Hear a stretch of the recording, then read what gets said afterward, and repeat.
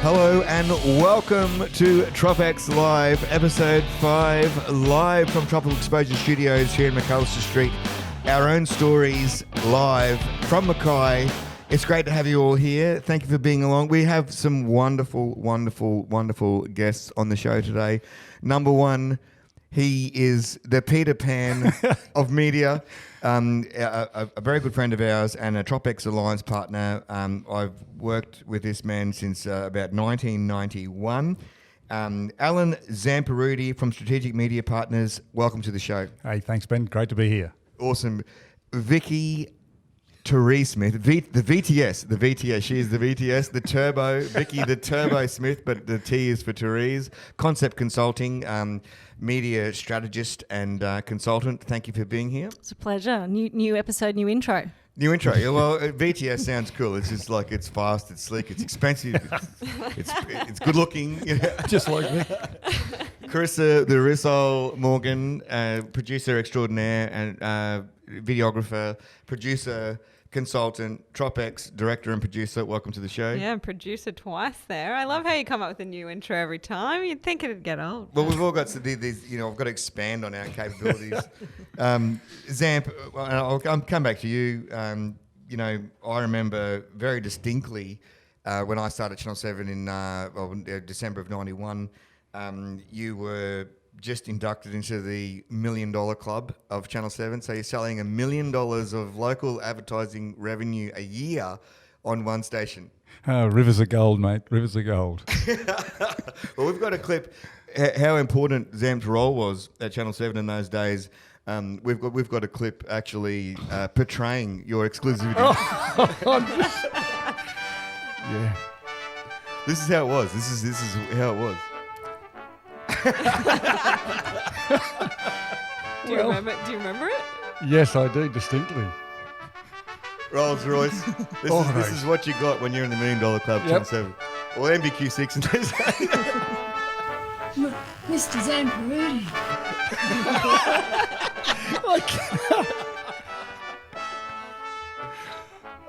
I think I got those socks still. Look at it. Seriously, you're Peter Pan. You do not age. How do you not age? Peter Mewling? Zamparutti, you're on time. We have to send that to Lion. Here's the most important job in the station. Oh, what is that machine? Stand by. Vaughan Hanson. Cue.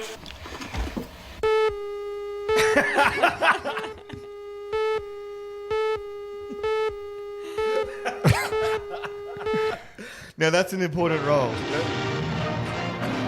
Johnny Walker himself. Oh, geez, what a... Now that's a real job. Now that is a real job. You were the most important person in the station.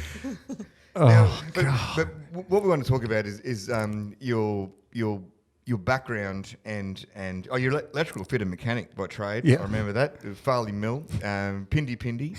Kalen. But in those days, we were doing real advertising and that worked for people. That talking about reach and making people commercials that really did work. You've carried that on now to extremely successful digital business that still does mainstream. How do you think that the fundamentals that you learnt in those days about making advertising work for people? Tell us how that's carried on into your success these days. Well, Ben, I think now they talk about telling a story, and look, when you really think back in those days, it was 30-second ads we made, but they tell a story. You just had to have the skill, of which you were involved with, in telling a story in 30 seconds. So really what's transpired over the years is we're just carrying that through into a world where the platforms have changed, but you're still trying to deliver a message to the right target audience at the right timing to make a sale. So, I'm still a big believer in the word advertising, because it's just that we've gone across the years now and we've got multi-platforms to do it with. And we've worked out what works. And like you say, we're always, and now in my own experience as well, I believe we were bound by duration dependency. I call it, where Yep. it had to be work and a 30 or work within a 15. Yep. But now on the extra platforms, we've got a situation where, you know, it might run a minute and still works, but the messaging's got to be correct. Yep. Still got to do messaging, and of course, in that, what's transpired over the years from working in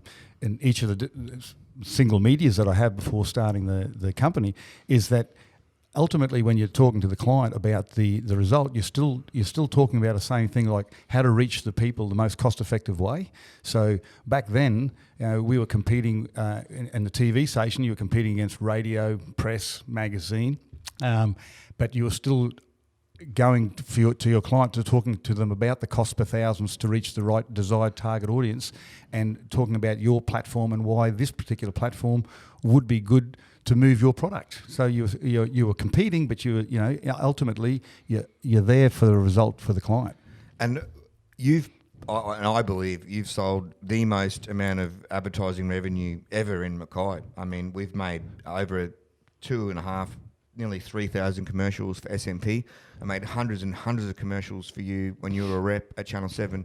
Tell us about, and this is what people disregard or don't understand these days, tell us about the original structure of cost per thousand and how you basically benefit a spend or generate a spend based upon how you're going to reach them and what it's worth. Okay, Ben. Yeah. Well, as you say, I'd been at the press prior to that, and before going to television. So obviously, the impact of the media makes a big difference. But we were also looking at, if I wanted to reach a certain demographic, and let's say it was women 25, 54, we would be talking to them about how much will it cost, because that's who you're targeting, to reach those people. And let's say you had a spot in the afternoon, it was going to cost you $100, and there was 10,000 females 25, 54 watching it. It was costing you $10 per thousand to reach those women. Well, back then and even now, that's reaching 10,000 people is a big achievement. So to try and do it at a cost-effective way, that was the challenge. Now, a lot of clients also said, well, how do I know how much to spend? Now, there's always formulas involved with that, and we do it to this day. We still sit with a client and talk about, when they kick off in their business, they might look at what their turnover might be for the year, or they might look at what profit they want to make and make a percentage of that for their marketing. Now, it might be 1%, or it might be as high as 6%, depending on how big of an impact they want to go. If it's a brand new business, we always tell them they should think of 3 times what they would normally spend just to get the momentum going. Because once you've got that profile build, it's like you've heard the story. It takes 2/3 of a tank of fuel to get the plane off the ground in Mackay, and that takes the other third to get it all the way to Brisbane. That's the same momentum. Yeah, with marketing. We follow that same principle. And Carissa, one thing we've been very proud of your achievements is understanding the audience and understanding the demographics and pushing to the right demographic. Tell us about how you find it so important to understand your audience before you start actually pushing your message. Yeah, well, I guess when we're talking in the context of social media and new platforms, sort of as Zamp has already kind of said, you really need to understand where your audience is and make sure you're pushing the content on the right platform. Is your 25 to 34-year-old on Instagram? Are they on Facebook? Are they on LinkedIn? And what kind of product or service are you pushing, and what platform would suit that product best? Simple as that. And Vic, you specialise in messaging. Once you've understood your audience, it's about actually tailoring that message to hit the people. And, tell us about how do you understand or get a concise message? There's plenty of different ways to cut it. And typically, it is the number one problem that you see with clients and customers is clients not understanding their customers. So who is my target audience? Yep. Where do I find them? What do I have to sell or to share with them? And typically you can go about it, what are their motivations to buy? What motivates them? What are their pain points? What are the problems that you're trying to solve? And then crafting that up some kind of creative story so that you have interest and you excite them or you entice them with something. So there is plenty of different layers when it comes to know. It's one thing to say you know your audience, and that's fine, but you almost need to go further. So we know we're targeting a woman who's 25 to 54. We know what we have to sell to her. Why would she be interested. Why does she need it in her life? How is it going to make her life better? What problems are we trying to solve? So that's the way that we would go about, I guess, crafting it up and understanding them on a really, really personal level, to the point that we often create personas. So if Carissa is my ideal customer, doesn't mean I don't sell to everyone else, but if Carissa is my ideal customer, I actually call her Carissa, and I know her in depth in her life, what things mean to her, and then that's how we go about actually engaging with her. So personas are a real handy trick. Fantastic. And there's also a great point I want to raise there, because, I mean, before the days of free TV and before the days of commercial advice and before the days of regulation where we were really governed, now we're very governed at what we can say. One thing I learned very early in the advertising game was one of the greatest things you can do is solve problems or offer solutions to problems. And it might be, are you feeling hungry? Or, is your car overheating? Talk to Alex and Lindsay at McLaren and Wholesalers. Totally. Zamp, you're doing that much in the Facebook space now, and that much where you are basically, you've got your own Facebook rep that deals with you. I don't think many people would have that. But it's difficult now that they're imposing legislation where you can't actually pose the questions that we used to pose. Tell us about that. If you're in that space pretty solidly, you're going to be confronted with plenty of rejections. So we've got a great bloke at work, Damo, who works just in that area with social media and conversions, goals and conversion tracking. And as you say, Ben, we do have a real person who that we deal with, because we are answering a lot of rejects from the bots on the messaging in the ads, because the algorithm, or the Facebook at the moment, is going through a fair big hectic thing with this battle with Apple and Facebook over privacy laws. So as you say, Ben, right now, what you were saying, Vic, is there's a certain degree of pullback on the amount of targeting you can do now. They're actually stepping back, so you can't go narrow down to a certain level when you're trying to find a 25, 54-year-old female who does this, lives here, drives this sort of car, earns this sort of income, lives in this sort of area. They're trying to pull it back a bit for this privacy protection. And that associated with what you're saying, Ben, when you do your messaging, like asking a question, it's almost like they don't want you to be fishing for something. You've got to be telling, instead of asking the question, is your motor overheating? You need to say, hey, if your motor is overheating, you need to talk to, Ben and his garage mates. So there's a lot of things that are always in play, and to be on top of it, we've got a fella there who's doing that because of the volume of work. And you're finding that obviously, and what I love about SMP is you still have a large focus, and we share a lot of clients in this space on mainstream media, but using the social media platforms as a supplementary form of advertising. Yep, without a doubt, Ben. I could honestly say that part of the success is that starting with that traditional period. If you look at the client list, those people who've still high in profile have come from a mainstream media background. Primarily. And yes, they've filtered into all these other areas because it's all about touch points. In my early day back in the 90s when we started, 3 or 4 touch points in media, you were getting everybody. Now it's up to around that 9 to 11 different areas of touch points. So if you've still got that high profile building areas, such as television, but you do now filter down into these platforms, like Carissa was saying, the right platform to suit the type of message and to suit the target audience that you're after is very important. But on the back of some good branding, because people still have that water cooler talk about something they've seen on TV. It generally happens around something they've seen on TV that then goes to Facebook or Instagram, and it's a clip from something off some show in America. And supportive media, and Carissa's our news hound, and spend a lot of time in the mainstream news, and wasn't it great? You may have an advertising campaign going, but when you get the word I'm looking for is when you get the support, and when you get the I'm completely lost for the word I'm looking for. I think what you're trying to say is when you are talking about the mainstream media, you're really putting it out to be legitimate. So it's on TV, it's legitimate. Without a doubt. Good point. You might, like we talked earlier about switching your advertising spend less on TV, more on social media. So when we were talking, we were saying $5,000 a month on Facebook, which is quite a spend. So we're spending less on mainstream media, but I feel like it's still important because you really need that to legitimize your campaign. And, Yep. you know, we go out on shoots and people say, what is this for?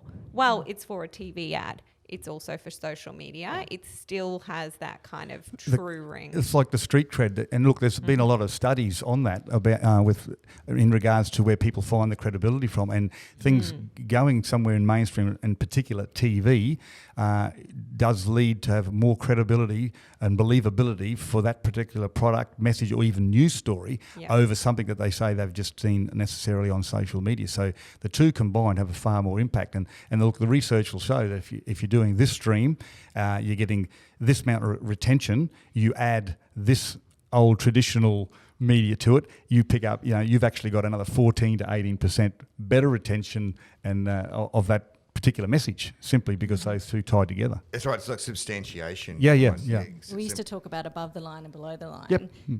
Back in my days in Brisbane, where there was decent advertising spend going into what you would call traditional advertising, but it was traditional above the line and traditional below the line, which was more tactical stuff. And it's now it's difficult to say what's above the line branding and what's below the line activation, because your branding pieces can very well transform across the platforms that we're talking about in a really creative way. So it would be interesting to look at how in big nationals even frame up what is their traditional or above the line advertising spend and what's their below the line tactical direct. It used to be letterbox drops, and that was a direct tactic, but it's certainly changed up.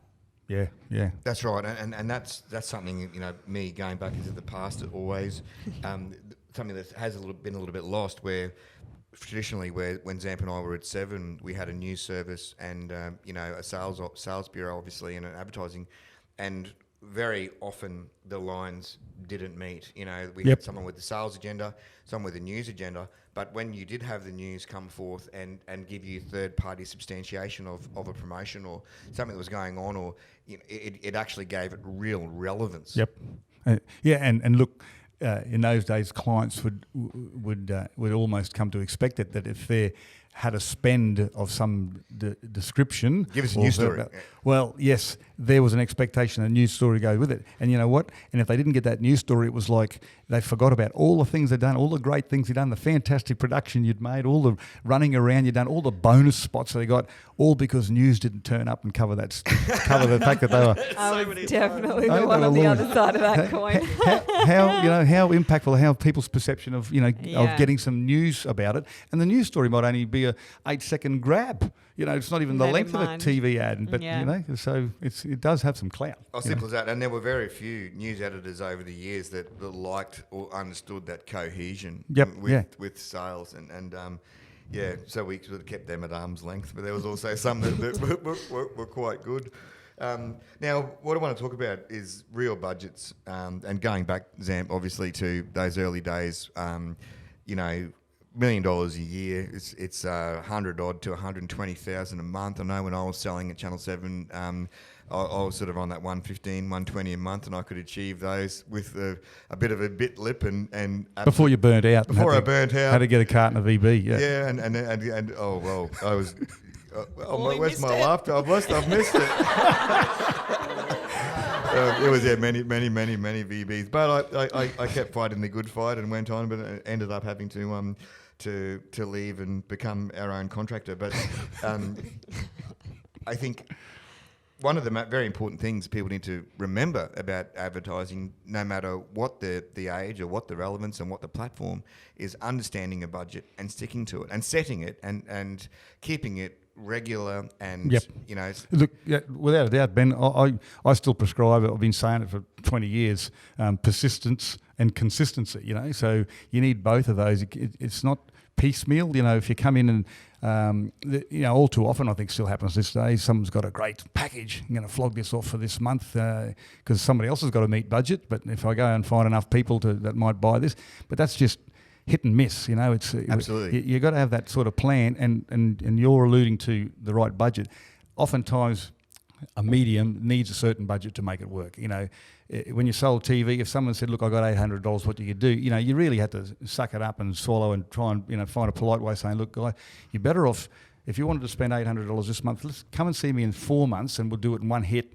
And you'll get something, but trying to do it with the insufficient amount won't get the result desired, and you'll only be disillusioned and think that particular platform doesn't work. And that's the difference of talking with professionals and saying, you know, I want to paint my house, and you say, well, you've only got enough to paint the roller door. Start with the roller door, you know, because you're not going to get the rest of it done. Yep. And that's still the same with social media and the new platforms, because unless you've got a plan over the 12 months, you're not going to get anywhere. Well, it's true, Ben. And look, and in the SMP office, we have people whose background has been the traditional media. We've got people in there from radio and press and TV, and of course, with the changes now over the years, we've got another 4 or 5 people now who are in the digital realm who don't know anything about that side. So, in there, we pride ourselves on that, the fact that we've got people with knowledge, over 150 years worth of knowledge in those fields, to be able to work a way to merge them together. If not just working on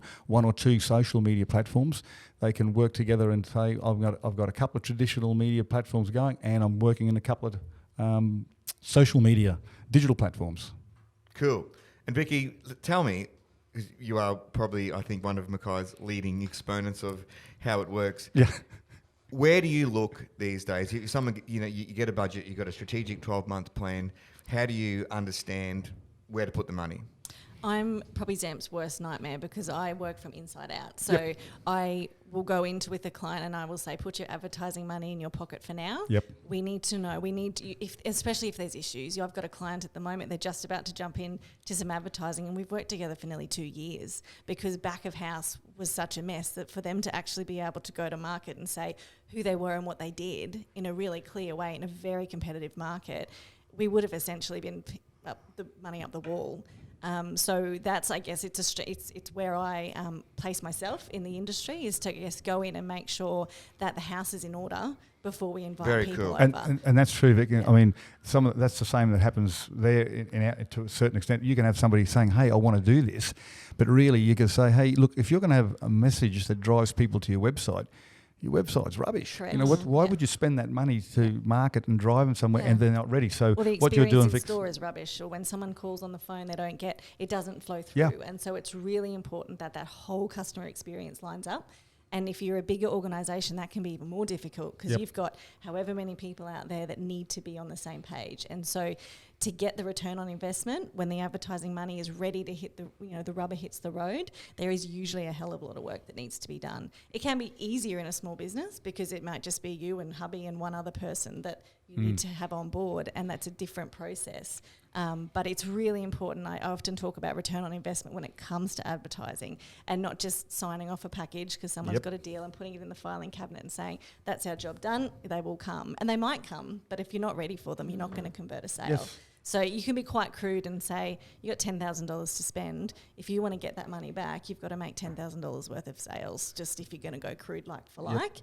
That's not taking into account profile awareness, those sorts of things. But at the end of the day, particularly with a small business, if you're going to put that money out there, you want to be able to work out exactly how many sales you're going to need in order to get that back. So budget is huge because it doesn't matter if you've got 10 zeros in your budget or 3, you've nailed it, that you've got to know what kind of return you're going to get for it. And that you're not wasting the money. How much better efficiency can you get out of the spend? If you go back to your day, Ben, when you were first making ads, the TV ads, and they still do them now, you put a location shot. That's a real local television thing. You don't see it in David Jones or Myer. Absolutely. But the idea is that if I told you, ask someone, where's 161 Victoria Street? You couldn't even picture it in your head. But if I said, find us, closing ads at 161 Victoria, and it shows you the location shot, which happened to be the Channel 7 building. Across from the Mackay Hotel. Yeah. You knew in your head how to drive there. And in those days, when websites started being big, you changed phone numbers on ads. Ads used to have phone numbers for you to remember, and we were all smart enough to remember about 20 phone numbers in those days. Try and remember 3 now, even your kids. That's right. You don't, because you've lost that conditioning, because the ads 15 years ago, 20 years ago, changed phone numbers to websites, because that got better bang for your buck out of your TV ad, because now people could watch for 30 seconds if they didn't recall anything but they liked what they heard, they could just suddenly type it straight in, and so you got more efficiency out of your ad. And that can happen today. Make an ad, don't put a website on it, on social media, doesn't click through. That's got to be half as effective as having a Facebook ad that has a click through to a website. And good copy as well. Good, and that's something we don't talk about much anymore. But I still very much love a rhyme in the copy. If it's space you lack, stack it and pack it at multi-rack. I wrote that. And those sorts of things. They're still going. And phone for a pizza, phone for a 531, a 666. Those types of things that are memorable, within the framework are really important. But what I also want to talk about is, aside from that, and I'll mention the good old Ron McGee, a mentor of ours and a great sales manager, but had a lot to say in the space about bang for buck and impact. What you can do is push what is strong for you. So, and getting back to that analogy, Ron used to say, marketing is talking about it, advertising is doing it.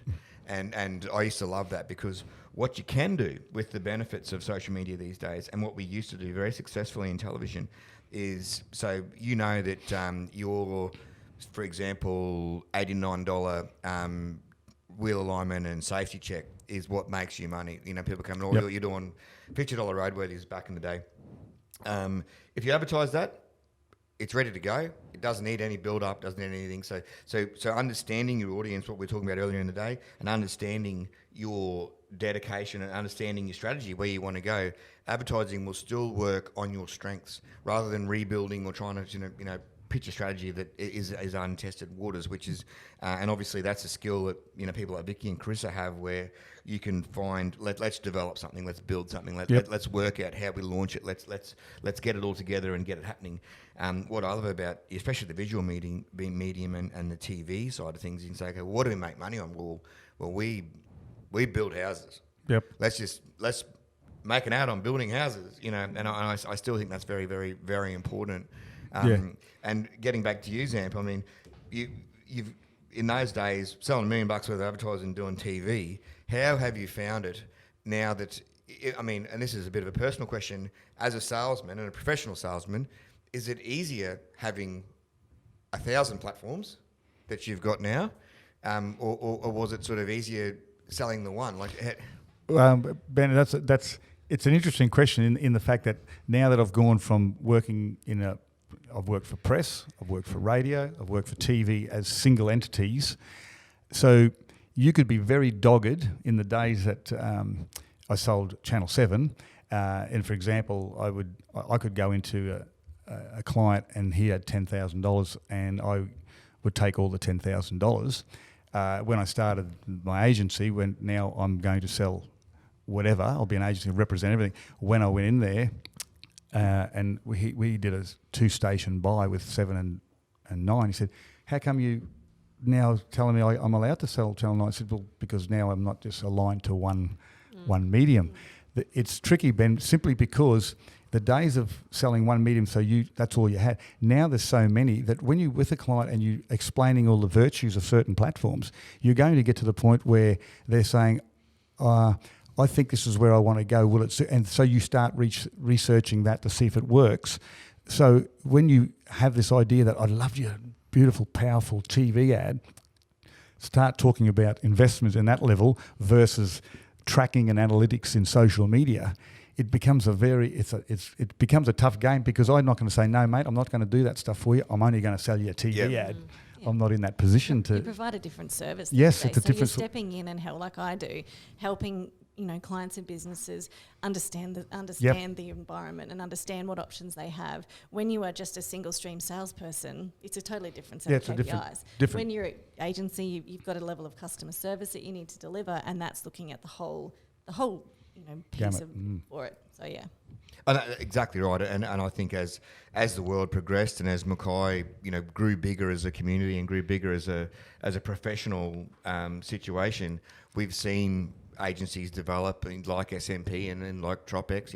We've all come from broadcast and concept consulting. We've all come from broadcast backgrounds. And Carissa, one of the beauties of your knowledge is you can understand how we can actually put the visual medium anywhere we want.